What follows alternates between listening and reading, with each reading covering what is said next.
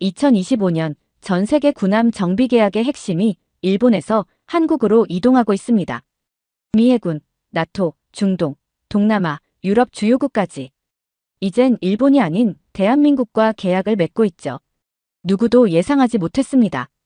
자동차 관세 앞에서 허리를 숙이던 일본이 군함 하나도 지키지 못하는 나라가 될 줄은. 그리고 그 자리를 기술도 속도도 신뢰도도 갖춘 한국이 조용히 대체하고 있을 줄은요. 지금 세계는 묻고 있습니다. 왜 미국은 일본이 아니라 한국을 선택했는가? 왜 유럽은 독일 대신 한국에 무기를 주문하는가? 저는 리차드 웰링턴입니다. 전 백악관 통상자문이었고 지금은 워싱턴에 있는 민간 안보경제연구소의 연구원으로 일하고 있어요. 세상에서 가장 논리적으로 움직이는 집단 중 하나가 미국 정부라고 생각해왔고 저 역시 그 논리 속에서 커리어를 쌓아온 사람입니다. 평생 숫자와 보고서 그리고 무역전쟁 전략 속에 살아왔죠. 관세, 수출입 흑자, 국가 간 협상력, 산업 경쟁지수 이 모든 지표를 분석해서 나라의 가치를 매기고 때로는 대륙 전체의 운명을 숫자 하나로 결정하기도 했어요. 그리고 제가 가장 자주 다뤘던 나라 중 하나가 바로 일본이었습니다. 제가 미국 측에서 일본과의 자동차 관세 조정을 논의했던 해가 2019년이었는데요. 그 당시 일본은 관세 유예를 받기 위해 거의 굽신굽신하다시피 했습니다. 트럼프 대통령이 내린 자동차 관세 철퇴에 일본 열도가 흔들리던 그때 저는 그 회의의 배석자였습니다. 그날 회의실, 일본 외무성 인사가 한 말이 잊히지 않습니다. 자동차는 일본의 심장입니다. 심장을 보호해 주십시오. 저는 그 말에 속으로 피식 웃었어요. 심장이라니 너무 감성적이지 않습니까? 국가 간 협상은 냉혹한 이해관계 게임이에요. 약한 쪽이 무릎 꿇는 거죠. 일본은 스스로 약함을 고백한 셈이었고 우리는 주도권을 쥐고 흔들었습니다. 그때만 해도 저는 일본이야말로 미국의 가장 이상적인 경제 파트너라고 확신했어요. 말을 잘 듣고 공손하고 반항하지 않으며 스스로를 조정하려는 태도까지. 반면 한국은 그냥 일본의 그림자쯤으로 생각했죠. 기술은 좀 있고 수출도 꽤 되지만 언제나 일본을 뒤따라가는 나라. 그래서 솔직히 말씀드리면 한국에 대해서는 깊이 분석할 필요도 없다고 여겨왔습니다. 그런데 어느 날 아주 작은 뉴스 하나가 제 머리를 스쳤어요. 미국 해군, 부산에서 군함 정비 계약 체결. 일본이 아니라 한국. 그 문장을 몇 번을 다시 읽었는지 모릅니다. 제가 늘 분석하던 나라의 심장이 무너지고 있는데 그 뒤에서 조용히 군함을 정비하고 있다는 그 나라. 처음엔 그저 눈길 한 번 준 정도였어요. 그런데 이상하리만큼 마음이 쓰였습니다. 그 이후 한국이라는 단어가 저를 따라다니기 시작했어요. 한화오션, KAI, LI지넥스원. 익숙하지 않던 기업들이 미국 무기 수리, 유럽 계약, 중동 방산 박람회 수주 소식에 줄줄이 등장하더군요. 처음엔 무시했습니다. 그냥 반짝 뉴스겠지, 일시적 착오겠지. 하지만 어느 순간 데이터가 거짓말을 하지 않기 시작했어요. 미 해군의 실제 정비 주기표, 한국으로 몰리는 동남아, 방산 수주, 유럽이 한국제 자주포로 교체한다는 소식까지. 그때부터 저는 혼란에 빠졌습니다. 제가 쌓아온 모든 데이터, 경험, 확신이 조용히 무너지는 기분이었어요. 일본이 흔들리는 건 예상했지만 그 틈을 한국이 치고 들어온다는 건 그건 제 시나리오에 없던 일이었습니다. 그날도 여느 때처럼 워싱턴 사무실에 앉아 관세 이슈 리포트를 검토하고 있었습니다. 일본과 미국의 관세 협상이 완전히 결렬됐다는 내부 브리핑이 막 끝난 직후였죠. 일본 측은 더 이상 실익 없는 협상엔 나서지 않겠다는 태도를 취했어요. 일본은 이미 미국 시장에서 너무 많은 걸 잃고 있었거든요. 그런데 다음 순간 제 어시스턴트가 출력한 국방부 문건 하나가 제 책상 위에 툭 던져졌어요. 이거 보셔야 할 것 같습니다. 최근 한국 관련 동향인데 좀 이상해요. 대수롭지 않게 문건을 펼쳐 들었는데 거기엔 이런 문장이 눈에 박혔습니다. 미 해군 제7함대 구축함 세척이 한국 부산항에서 정비를 마쳤으며 동일 조건 정비 계약이 연장되었음. 잠깐 제7함대라고. 그건 미국의 아시아 전략 핵심 전력입니다. 그리고 그 핵심 군함을 한국에서 정비한다고. 자동차는 민간의 문제입니다. 하지만 군함.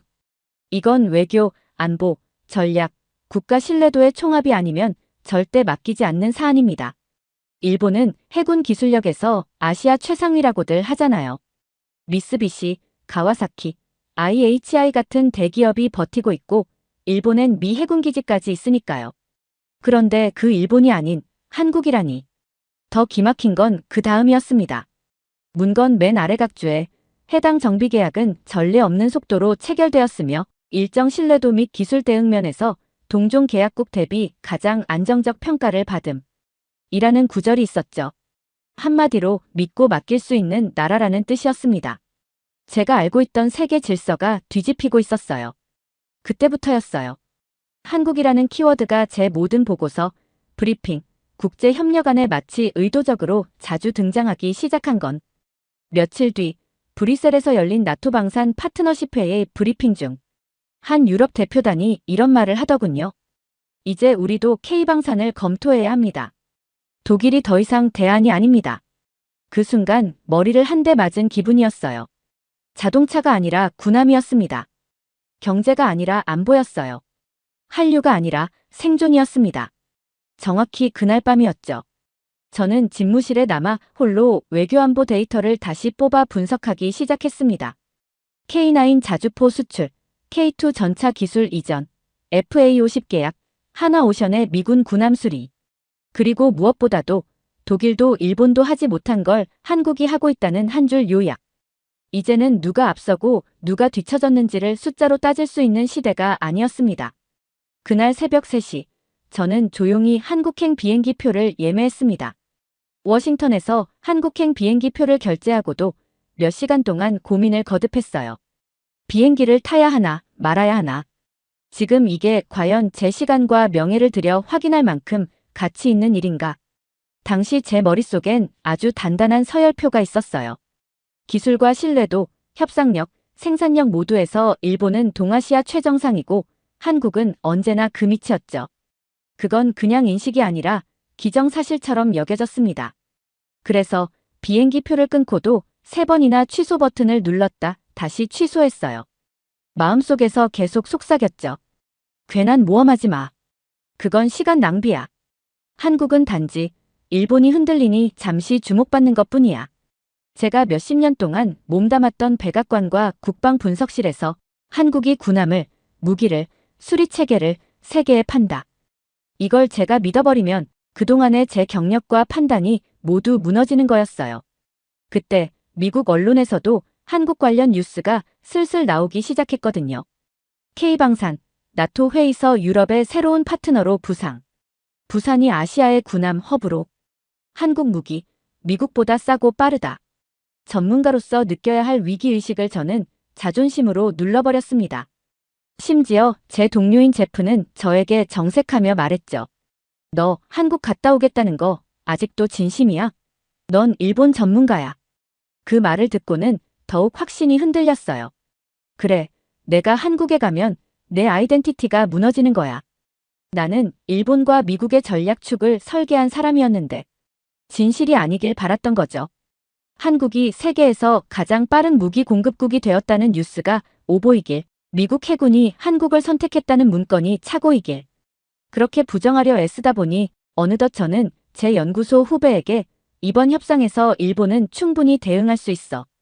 한국은 아직 리스크가 많다고 대놓고 조언까지 하게 되었죠. 결국 한국행 비행기에 몸을 실었습니다. 탑승 직전까지도 머릿속은 여전히 복잡했죠. 누가 시킨 것도 아닌데. 이건 객기 아냐? 그렇게 도착한 곳은 부산 영도였습니다. 하나오션의 군함 수리조선소, 그리고 인근 해군부두. 한국인 안내요원이 이쪽으로 오시죠 하고 손짓했을 때 저는 아직도 무의식적으로 뭐 얼마나 대단하겠어라는 태도를 버리지 못한 상태였죠. 정비독 안쪽 은빛으로 빛나는 거대한 구축함 위에서 누군가 제게 손을 흔들었어요.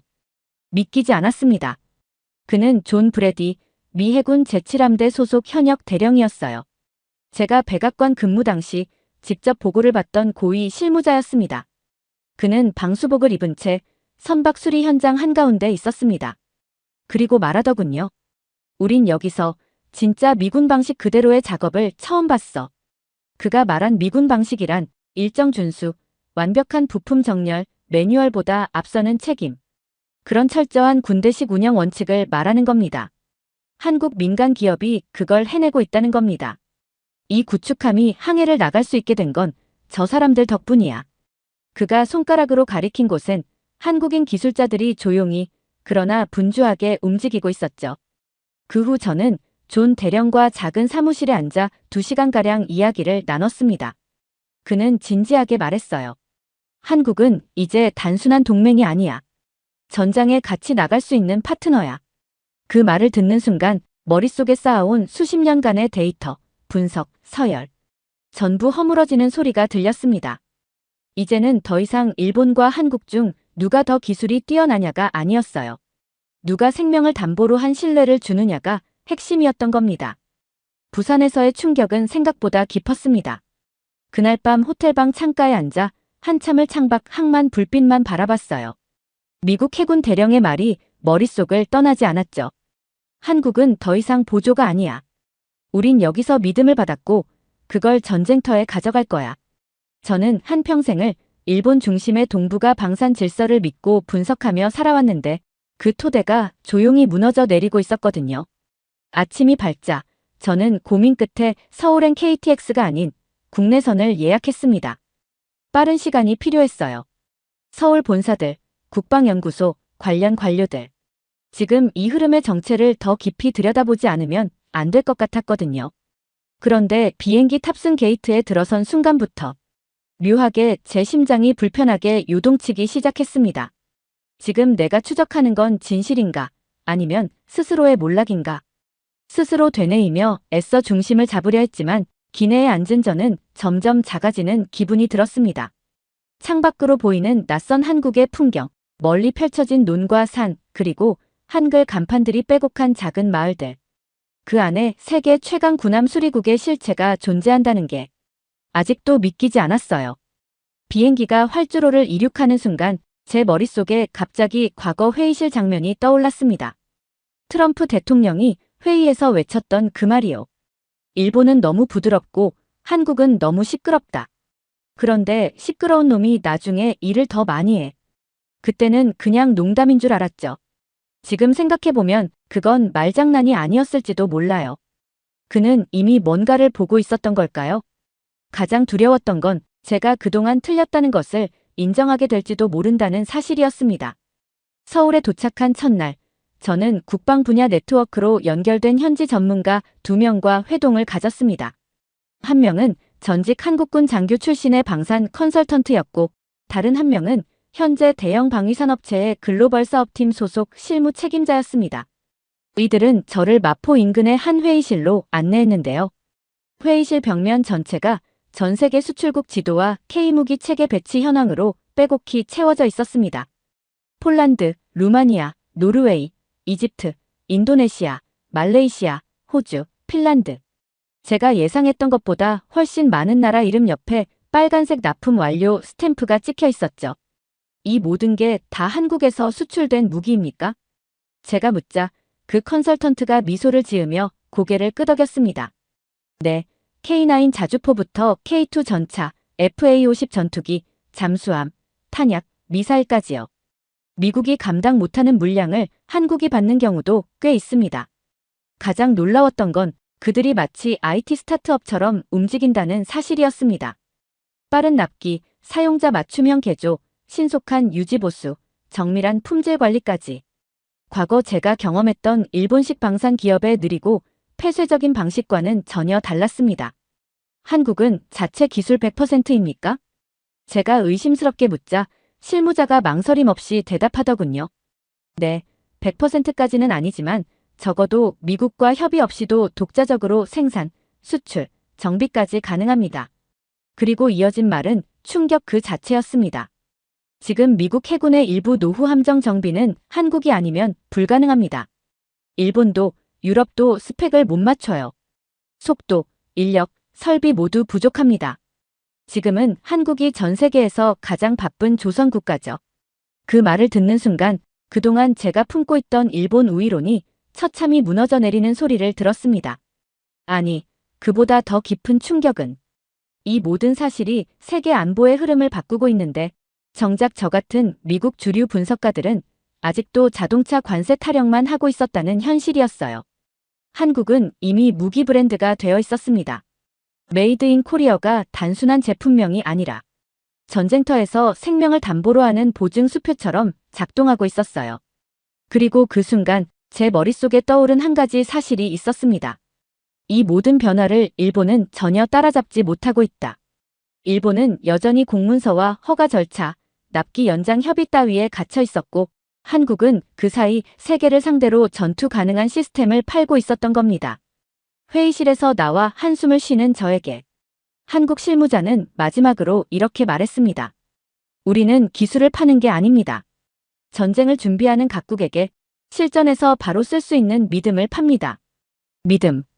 제가 미국에서 잃어버린 그 단어. 지금 그 믿음을 한국이 팔고 있다면 세상이 이미 바뀌었다는 얘기였죠. 서울에서 보낸 3일째 아침, 저는 한국 국방부 국제무기수출 전략회의가 열린다는 정보를 입수했습니다. 비공개 회의였지만 미 국방부 자문직 경력을 내세우자 특이하게도 제한적 참관이 허가되었어요. 회의실에 들어선 순간 이 나라가 왜 세계 무기 시장의 다크호스가 아닌 신흥 강자로 불리는지를 뼛속 깊이 실감하게 되었습니다. 폴란드, 총 수주 17조 원. 호주, 항공기, 탄약 계약 연장. 핀란드, 정비기지 한국으로 이전.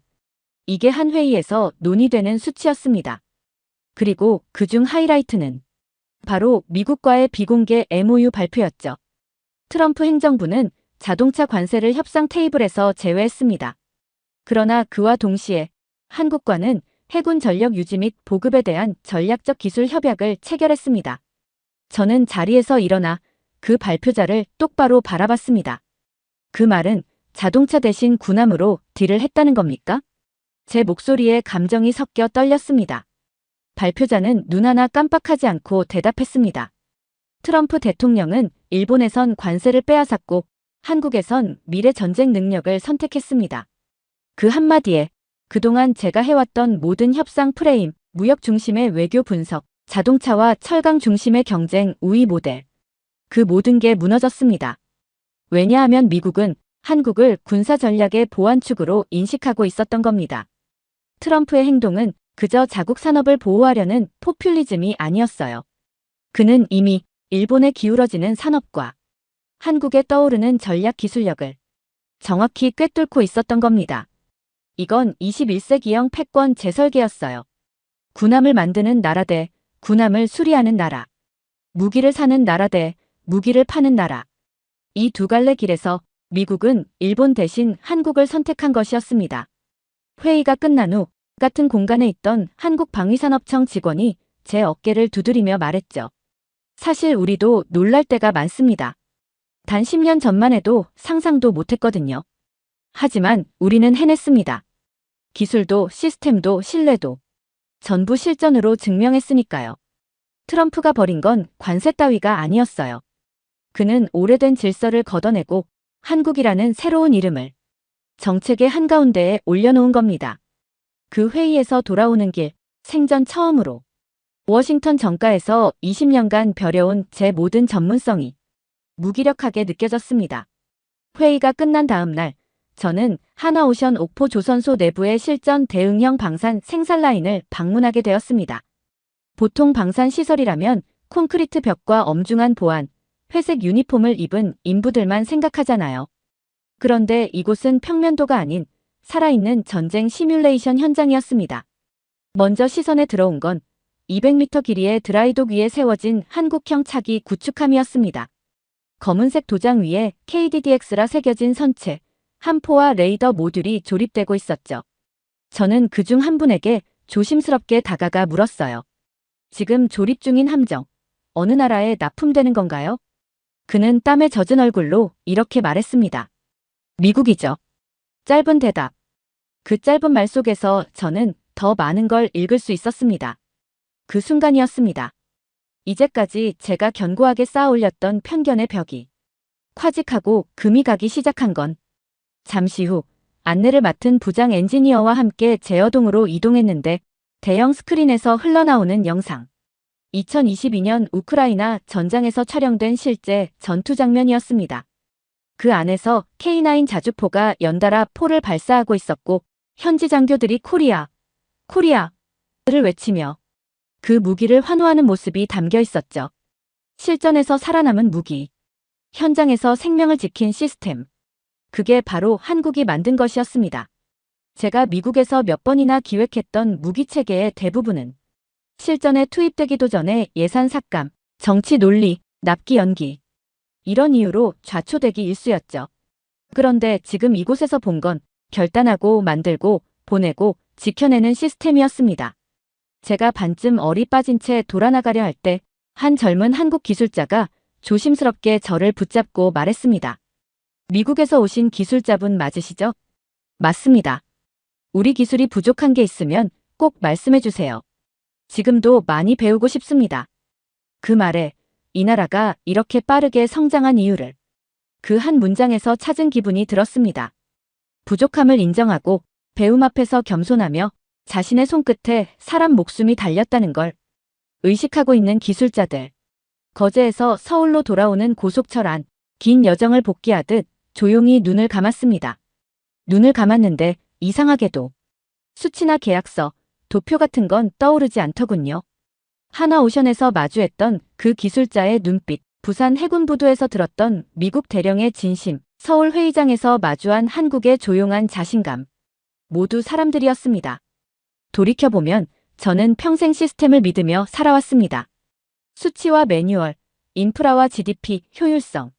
그 모든 기준으로만 국가의 경쟁력을 평가했죠. 하지만 한국을 보면서 처음으로 느꼈습니다. 이 나라는 지표로 설명되지 않는다. K9 자주포가 유럽 전장 한복판에서 탱크보다 빠르게 반응하고 FA-52 동남아 시장에서 미제 전투기를 제치고 신뢰를 얻는 이유는 단 하나였습니다. 기계가 아니라 사람이 뛰었기 때문이었습니다. 서울에 도착해 짐을 풀고 호텔 라운지에 앉아 야경을 바라보던 중 문득 제 어시스턴트가 이메일로 보내온 국내 방산 뉴스 스크랩을 훑어보다가 한 인터뷰 기사를 읽고 묵직한 감정을 느꼈습니다. 아버지는 6.25 때 총도 없이 싸웠습니다. 그래서 저는 나라를 지키는 철을 만듭니다. 그건 한방산 중소기업 용접공의 말이었습니다. 이 짧은 문장에서 저는 한국의 방산이 왜 이렇게 빠르게 성장했고 왜 그렇게 믿음을 주는지 답을 얻을 수 있었어요. 이 나라는 전쟁을 외면하지 않았고 무기를 사업이 아니라 책임으로 받아들였던 겁니다. 다음 날 저는 한국 국방기술품질원 관계자와 만났습니다. 미국 방산은 언제나 거대한 예산과 로비, 정치적 이해가 얽혀있죠.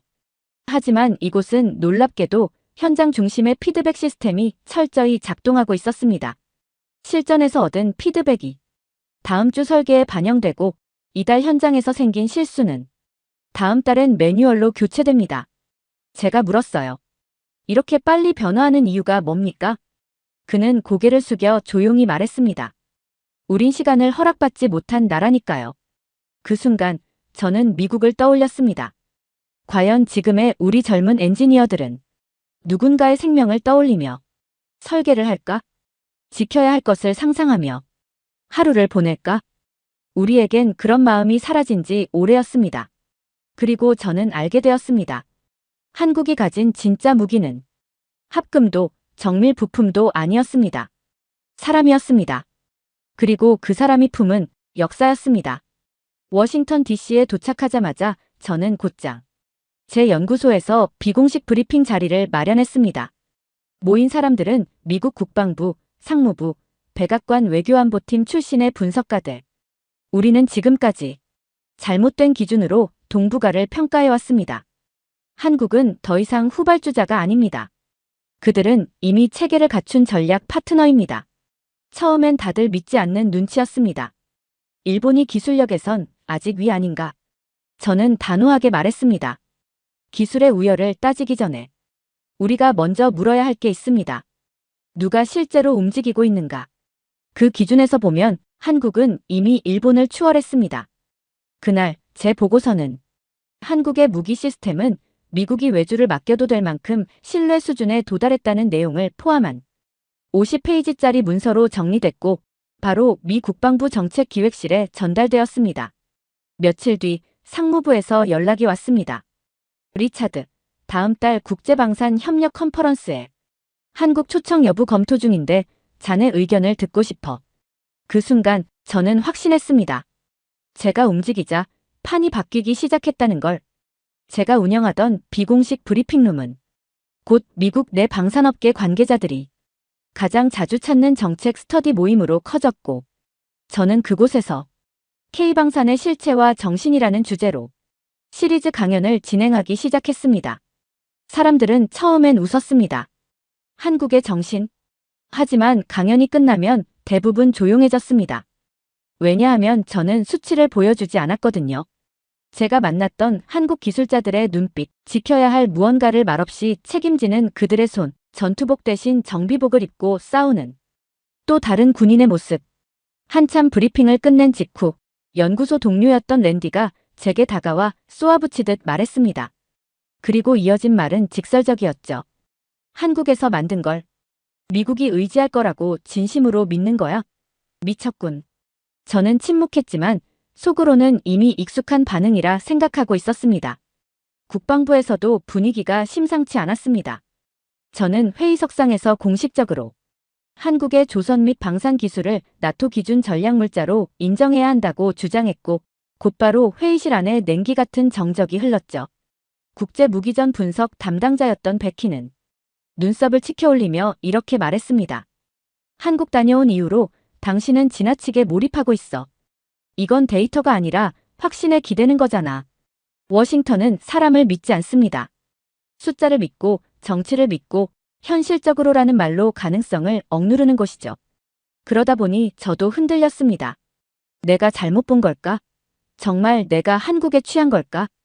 그런 질문이 저를 갉아먹기 시작했어요. 그때였습니다. 제 사무실 책상 위로 도착한 작은 택배 하나.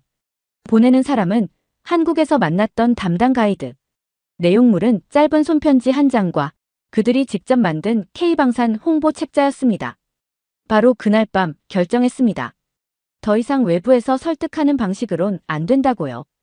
이제는 내부의 기득권을 직접 흔들 차례라고. 그래서 저는 제 직함을 내걸고 국방부 전략예산위원회에 공식 보고서를 상정했습니다. 한국 국가가 아니라 시스템이다. 세계는 지금 그것을 구매 중이다. 그 보고서가 발표되던 날 기립박수도 없었고 뉴스 보도도 없었고 환영도 없었습니다. 대신 제가 느낀 건 회의실을 나서던 몇몇 고위 인사들의 탐탁치 않은 시선. 그리고 저는 다음 날 아침 한 통의 메일을 받게 됩니다. 발신처는 유럽방위기술협회. 내용은 단 한 줄이었어요. 귀하의 한국방산 보고서, 정확히 우리가 찾던 시각입니다. 유럽에 와서 발표해 주실 수 있습니까? 미국이 비웃던 그 순간 세계는 조용히 움직이고 있었습니다. 그동안 참 많이도 들었습니다. 한국, 그게 무슨 전략 파트너야? 기술은 있어도 브랜드는 없잖아. 방산은 결국 미국 아니면 유럽이지. 하지만 이제 그 모든 말들에 정면으로 대답할 수 있는 순간이 온 겁니다. 몇 주 뒤 저는 브뤼셀에서 열린 유럽 방산 미래 전략 회의에서 기조 연설자로 단상에 섰습니다. 강연 제목은 한국은 국가가 아니라 전략 그 자체다. 객석에는 나토, 유럽연합, 독일, 프랑스, 핀란드, 노르웨이, 그리고 폴란드 대표들이 자리하고 있었죠. 저는 강연 중반 이렇게 말했습니다. 여러분, 한국은 70년 전 총도 없이 싸우던 나라였습니다. 그런데 지금은 총 대신 책임으로 무기를 만듭니다. 그건 생존의 기억을 기반으로 한 전쟁에 대한 가장 깊은 이해입니다. 순간 모두가 숨을 죽인 채 제가 보여주는 한국의 실제 수출 사례와 기술자 인터뷰 영상, 그리고 방산 현장 기록을 바라보았습니다. 연설이 끝났을 때 박수가 터졌습니다. 그들은 느꼈던 겁니다. 이 나라, 한국이라는 존재가 지금 세계 안보의 무게추를 움직이고 있다는 걸. 강연 후 유럽연합 방산정책 수석 보좌관이 저에게 다가와 이렇게 말했습니다. 우리는 지금까지 미국의 무기만 생각해왔어요. 하지만 당신의 발표를 보며 한국이라는 선택지를 다시 생각하게 되었습니다. 이제는 가격이 아니라 신뢰의 시대니까요. 그 말을 듣는 순간 제가 한국에서 들었던 그 기술자의 말이 떠올랐습니다. 우린 무기를 파는 게 아니라 누군가의 생명을 책임지는 철을 만든다. 이제 그 말이 세계의 중심에서 울려 퍼지고 있습니다. 그 후 저는 나토 공식 기술 세미나에 한국 사례 발표 고정 멤버로 초청되었고 미국 국방부 내부에서도 K방산 글로벌 리포트를 상시 보고서로 채택하게 되었습니다. 그리고 얼마 전 제가 몸담은 민간안보경제연구소가 공식적으로 한국 국방기술품질원과 지식교류 MOU를 체결하게 되었어요. 그 서명을 마치던 순간 저는 더 이상 의심하지 않았습니다. 나는 이제 두 문명을 잇는 다리가 되었구나. 미국이라는 거대한 질서와 한국이라는 새로운 철학 사이에 선 사람. 처음엔 단순한 의심에서 시작했지만 이제는 확신과 존경으로 가득 찬 여정이었습니다. 그리고 저는 오늘도 또 한 번 새로운 젊은 분석가에게 이렇게 말해주고 있습니다. 한국을 이해하려면 수출 지표를 보기 전에 거제의 용접공을 만나보게. 그리고 부산의 정비공, 서울 회의실의 전략가를 직접 봐야 해. 그때서야 비로소 알게 될 거야. 이 나라가 무기로 세계를 설득한 게 아니라 사람으로 감동시켰다는 걸. 그게 바로 제가 전하고 싶은 진실입니다. 두 번째 사연 시작합니다. 30년 넘게 한국을 비웃던 일본의 경제인이 지금은 서울 한복판에서 고개를 숙이고 자신이 조롱했던 한국 기술 앞에서 입을 다물지 못하고 있습니다.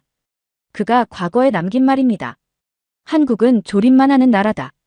우리가 기술을 끊으면 저 나라는 한 달도 못 간다. 그리고 그 말은 결국 자신들의 몰락을 예언한 독이 든 칼이 되어 돌아왔습니다. 지금 일본은 한국이 없으면 반도체도 전자도 자동차도 못 돌리는 지경에 이르렀다고 합니다. 대체 무슨 사연인지 오늘 사연 바로 시작하겠습니다. 저는 지금 한국의 거대한 반도체 박람회장 한복판에 서 있습니다. 반짝이는 조명 아래 젊은 한국 엔지니어들이 자신만만하게 신제품을 시연하고 있었습니다. 제 손에는 오래전부터 써오던 수첩이 들려 있었어요. 그런데 손끝이 덜덜 떨리더군요. 이렇게 많은 사람들이 몰려드는 자리에 제가 오게 될 줄은 꿈에도 몰랐습니다. 처음에는 그저 심심풀이로 온다고 생각했습니다. 한국은 한때 우리 밑에서 기술을 배웠던 나라 아니었나. 제 머릿속에는 여전히 80년대, 90년대의 기억만 가득했어요. 저 나라는 아직도 일본의 그림자 아래서 벗어나지 못했을 것이다. 그렇게 생각했죠. 그런데 현실은 완전히 달랐습니다. 기술시연대 앞에서 한 젊은 엔지니어가 저를 보며 환하게 웃었습니다. 혹시 일본에서 오신 거 아니세요? 이번에 저희가 개발한 초고속 HBM3 메모리 세계 최초입니다. 일본에서도 관심 많으시다고 들었어요. 가슴이 쿵 하고 내려앉았습니다. 분명 제가 30년 전에 했던 말이 떠올랐죠. 한국은 베끼는 나라다. 핵심 기술은 절대 못 넘을 거야. 그 시절에는 아무도 한국이 이렇게 앞서 나갈 거라 생각 못했습니다. 실은 저도 그랬어요. 제가 한국을 무시했던 이유는 오로지 자만심 때문이었습니다. 당시 일본은 세계를 지배하고 있었으니까요. 그런데 지금 이 자리에선 모두가 한국 기술을 칭송하고 있습니다. 유럽 바이어, 미국 연구소, 심지어 중국 기업가들까지 줄지어 한국과 계약하겠다는 의사를 밝히고 있었어요. 박람회장 한가운데에서 저는 완전히 얼어붙었어요. 한 미국 기술자가 저에게 와서 영어로 이렇게 말했습니다. 한국 반도체는 빠른 걸 넘어서 건드릴 수조차 없는 수준이에요. 순간 제 귀를 의심했어요. 불과 몇 년 전만 해도 이런 평가는 일본 반도체를 두고 했던 말이었으니까요. 심장이 미친 듯이 뛰었습니다. 한때 도쿄의 고층 빌딩 회의실에서 한국이 아무리 달려도 절대 우리를 넘지 못할 것이라 자신있게 말하던 사람이었죠. 그 오만함이 오늘 이곳에서 산산이 무너지고 말았습니다. 기술 시연이 끝난 후 한 한국 젊은이가 저에게 명함을 건넸습니다. 저는 박진우라고 합니다. 이번 신소재 개발팀을 이끌었어요. 혹시 일본에서도 협력 제안이 들어오면 연락주세요. 그 명함을 받아들고 멍하니 바라봤죠. 머릿속에 수십 년간 쌓아온 자부심이 붕괴되는 소리가 들리는 듯 했습니다. 아직도 기억합니다. 80년대 말 도쿄 박람회장에서 한국은 영원히 하청일 뿐이라고 떠들던 제 자신을 그때 그 조롱과 자만이 오늘 저를 이렇게 만들었다는 사실을 말이죠. 그 자리에서 저는 혼란스러움과 굴욕감, 그리고 무언가 설명할 수 없는 경외심을 동시에 느꼈습니다. 이 나라가 언제 이렇게 됐지? 어떻게 제가 예상 못한 미래가 펼쳐진 거죠? 박람회장 스피커에서는 한국이 만든 세계 최초라는 멘트가 계속 흘러나오고 있었어요. 그리고 그때 제 인생이 송두리째 흔들리는 걸 느꼈습니다. 내가 모르는 사이 세상은 완전히 뒤집혀 있었구나. 이 충격을 인정하는데 자존심을 집어삼켜야 했습니다. 오늘 이 순간부터 과거를 정면으로 바라보기로 결심했습니다. 그리고 머릿속 어딘가에서 왜 이렇게 되었는가? 내가 무엇을 잘못 봤는가? 라는 질문이 끌어오르기 시작했어요. 1987년 5월, 저는 도쿄 하라주쿠에 있는 거대한 전자산업 박람회에 참석했습니다. 당시 저는 30대 초반, 일본 상공회의소 기술산업부 소속으로 막대한 자부심과 함께 고개를 들고 다녔죠. 우리가 세상의 기준이다. 그게 제 또래 일본 경제인들의 기본 정서였어요. 그날도 박람회장 안은 인파로 가득했는데 여느 때처럼 일본 대기업들의 부스를 먼저 둘러봤습니다. NEC, 도시바, 히타치, 소니, 그 화려함은 말 그대로 압도적이었죠. 그들 부스마다 세계 최초, 일본이 만든 미래라는 문구가 도배되어 있었습니다. 방문자들의 감탄도, 외국 바이어들의 집중도 전부 일본에게 쏠려 있었어요. 그런데 우연히 구석에 조그맣게 세워진 작은 부스를 하나 보게 됐습니다. 삼성, 금성, 지금의 LG, 대우전자, 당시엔 이름조차 낯설었던 한국 기업들이었죠. 그들의 부스는 형광등 불빛 하나로 겨우 버티고 있었고 통역도 제대로 없었어요. 비웃음이 절로 나왔죠. 이 조립국가가 여긴 왜 왔지? 당시 한국은 일본의 하청 생산기지라는 이미지가 강했거든요. 설계는 우리가, 조립은 너희가. 그게 질서야. 속으로 그렇게 중얼거렸고 곧 말로도 내뱉었습니다. 한국인 전시자가 조심스럽게 다가와 말을 걸었습니다. 이거 저희가 새로 만든 영상기기인데. 그 말이 끝나기도 전에 손을 내저으며 말했어요. 됐어요. 어차피 다 일본 기술이잖아요. 고생 많으십니다. 그 젊은이는 민망하게 웃으며 뒤로 물러났고 우쭐한 마음으로 그 자리를 떠났습니다. 그날 제 일지에는 이렇게 적혀 있었죠. 한국은 기술적으로 20년은 뒤처져 있다. 자체 기술은 전무. 모방의 민족. 일본의 위협은 절대 아님. 그때는 그게 당연한 분석이라 믿었어요. 일본은 반도체 설계도, 소재도, 공정기술도 세계 최고였고 한국은 아직 기초 소재 하나도 자금 못하던 시절이었으니까요. 그 상황에서 한국이 우리를 넘는다는 건 상상조차 못했죠. 그 무렵 저희는 미국보다 더 빠르게 기술을 내다보며 자만의 나락으로 떨어지고 있었습니다. 한국은 어떤 나라였냐고요? 환율 불안, 정치 불안정, 기술은 없고 수출도 일본에 기대는 구조였죠. 그들이 박람회장에 나온 것 자체가 도전이라 생각했어요. 하지만 지금 돌아보면 그게 침묵 속 반격의 첫걸음이었더군요. 가장 후회하는 순간은 따로 있습니다. 박람회 마지막 날, 한 한국 전시자가 밤늦게까지 기계를 테스트하며 땀을 흘리고 있었어요. 그를 보며 동료에게 농담처럼 말했죠. 쟤네는 기술이 없으니까 체력이라도 써야지. 그 말이 아직도 뇌리에 박혀 떠나질 않습니다. 당시엔 몰랐습니다.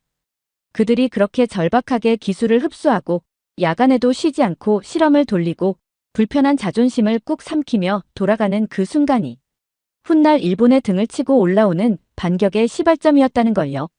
1991년 다시 한번 확신했습니다. 한국은 우리를 절대 이길 수 없다. 그 확신은 단순한 감정이 아니라 숫자와 시장이 증명해주고 있었어요. 당시 일본은 반도체 시장 점유율 50%를 넘기고 있었고 전 세계 컴퓨터, 가전, 산업기기용 칩의 절반 이상이 일본산이었습니다. 그야말로 기술 제국이었죠. 그 시절 미나토구에 있는 대형 빌딩 32층 사무실에서 일했습니다. 창밖을 내다보며 우리는 기술로 세계를 지배한다는 착각 아닌 확신에 빠져 살았어요. 그리고 그 확신의 그림자 아래 한국은 늘 멀찍이 뒤따르는 존재였습니다. 1992년 봄 도쿄대 산업연구소에서 열린 기술 세미나에서 연단에 올라가 이렇게 발표했습니다. 한국은 빠르게 따라오고 있습니다. 하지만 우리가 핵심 장비를 통제하는 이상 절대 독립적 기술 확보는 불가능합니다. 그때 강당 안에 있던 모든 일본 기술자들과 경제인들이 고개를 끄덕였죠. 누구도 반론을 제기하지 않았습니다. 한국은 영원한 하청국가라는 인식은 그들 모두의 무의식에 깊게 박혀 있었던 겁니다. 우리는 그들을 철저히 통제했습니다. 불화수소, 포토레지스트, 반도체 식각 장비, 노광기, 심지어 공정 설계용 소프트웨어까지. 한국 기업들은 일본이 수출해주는 장비 없이는 절대로 생산 라인을 돌릴 수 없었어요. 그게 사실이었고 그것을 자랑스러워했습니다. 한 번은 한국 출장 중 삼성 반도체 공장을 방문한 적이 있었습니다. 그들은 당시 우리 장비를 들여와 어렵게 생산을 시작하고 있었죠. 한국 측 관계자가 말했습니다. 이번에는 일본 장비 기술자들의 협조 없이는 제대로 테스트도 못할 것 같습니다. 그 말이 제 귀에는 이렇게 들렸어요. 우리는 당신들 없이는 아무것도 못해요. 그 순간 느낀 기쁨과 우월감. 지금 생각하면 너무도 부끄럽지만 그땐 솔직히 짜릿했습니다. 한국이 아무리 열심히 따라오려 해도 우리가 꼭대기를 지키는 한 저들은 절대 피라미드 위로 올라올 수 없어. 그 확신을 더욱 굳게 만든 사건이 있었습니다. 1995년 일본 정부가 반도체 장비 일부 수출을 제한하겠다고 했을 때 한국 기업들은 공황에 가까운 반응을 보였죠. 심지어 일부 기업은 대표단을 일본으로 직접 보내 사정을 해야 했어요. 그 장면을 보며 저는 이렇게 말했습니다. 봐라. 기술이 없으면 결국 무릎 꿇게 돼 있다. 그 즈음 부하 직원들에게 종종 이런 말을 했습니다. 한국이 우리와 맞붙으려면 30년은 더 걸릴 거야.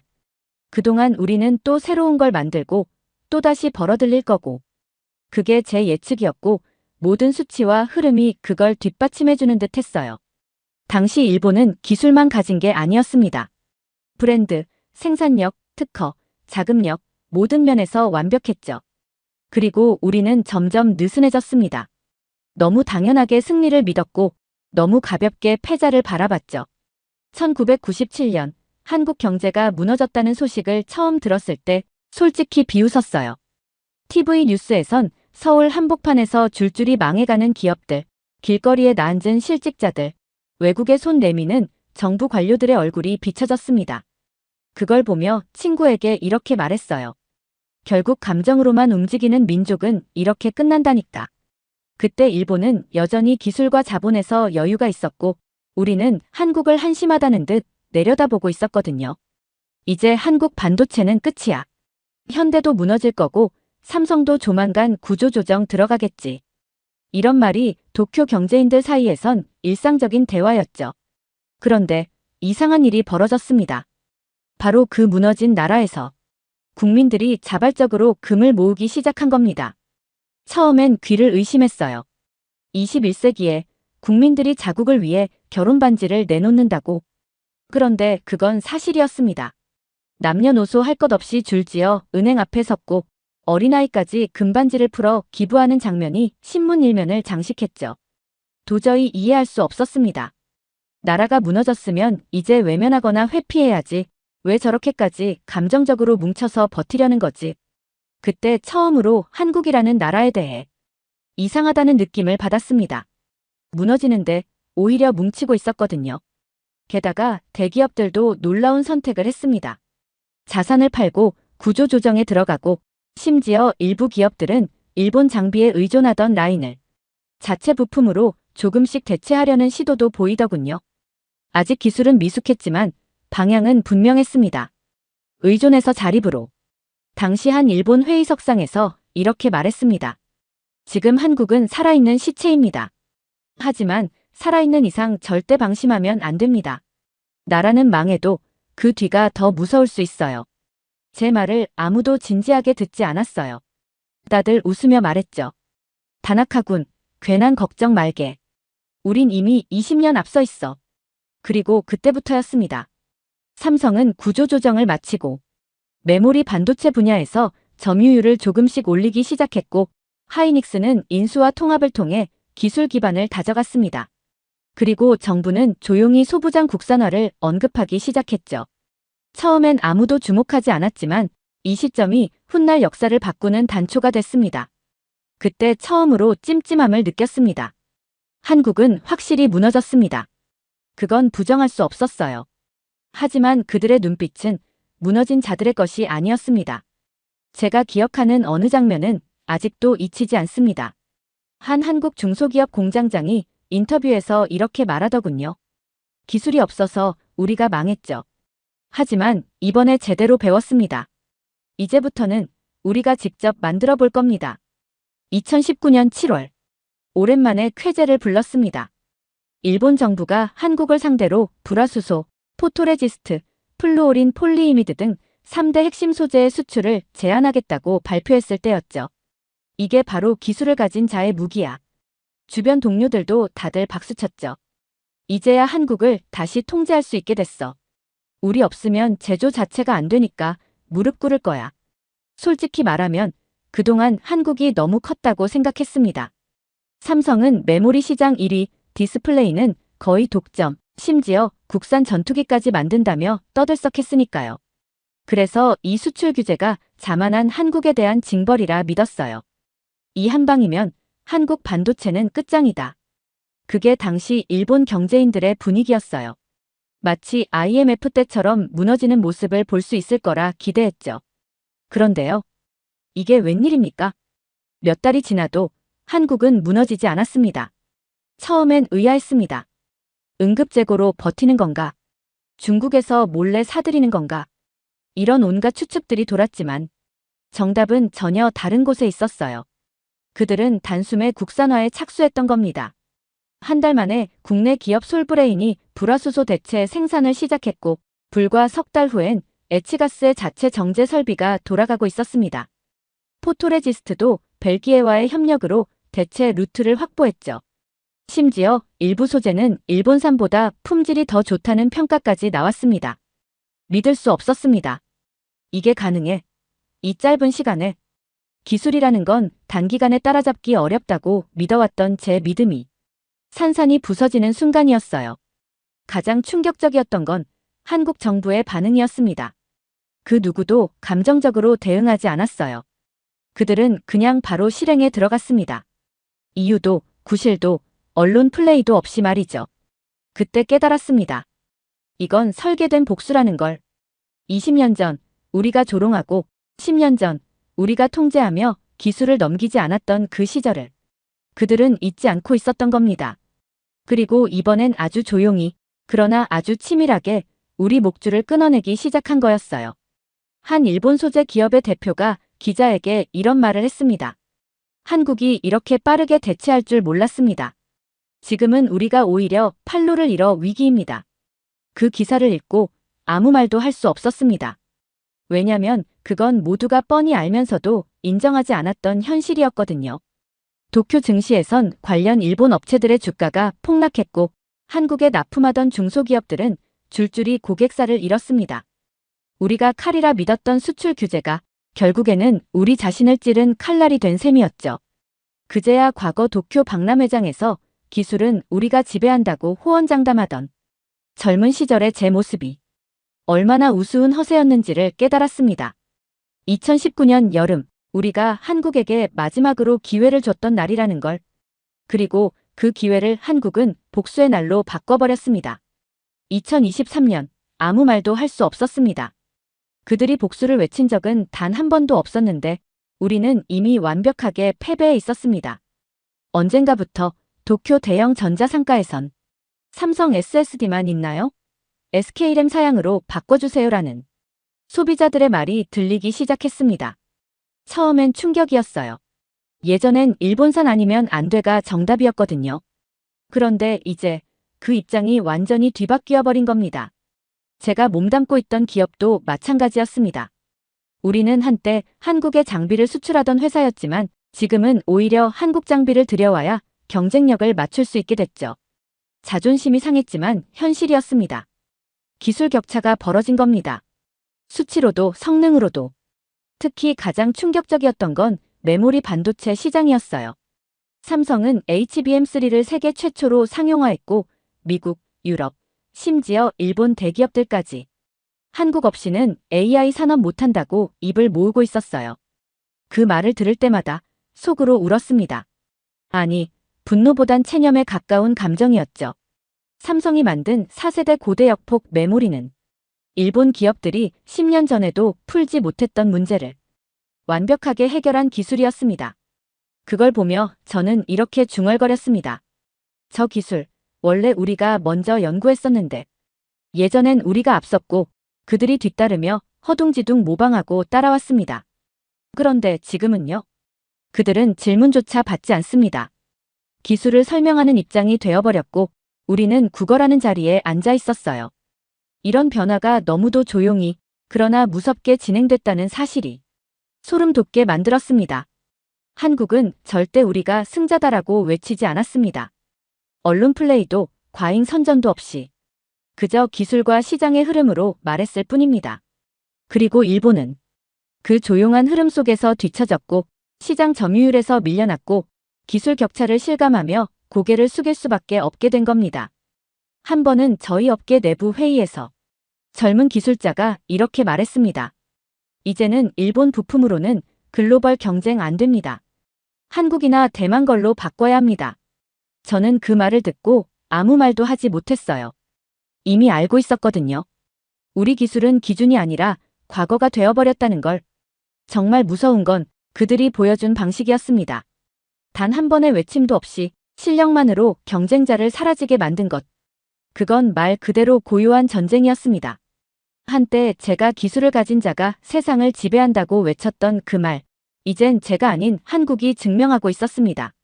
그들은 기술을 외치지 않았지만 기술로 말했고 기술로 상대를 눌렀고 기술로 시장을 재편했습니다.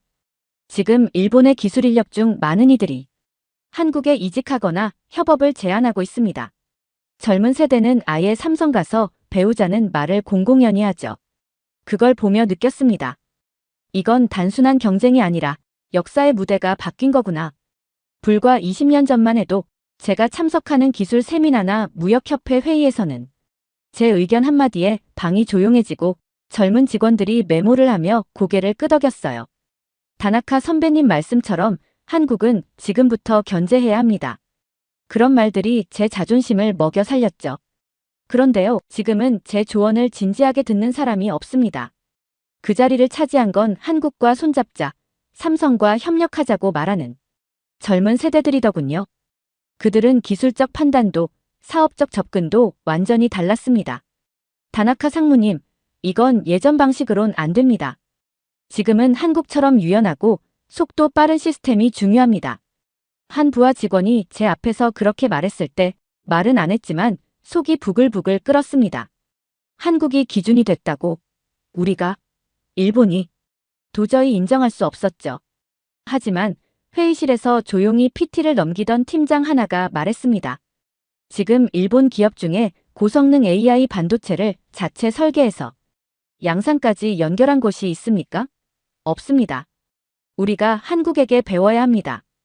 회의가 끝난 뒤 혼자 로비에 앉아 있었습니다. 벽면 디스플레이에선 삼성, 미국 마이크론 제치고 HBM 세계시장 점유율 68% 기록이라는 기사가 자막으로 지나가고 있었어요.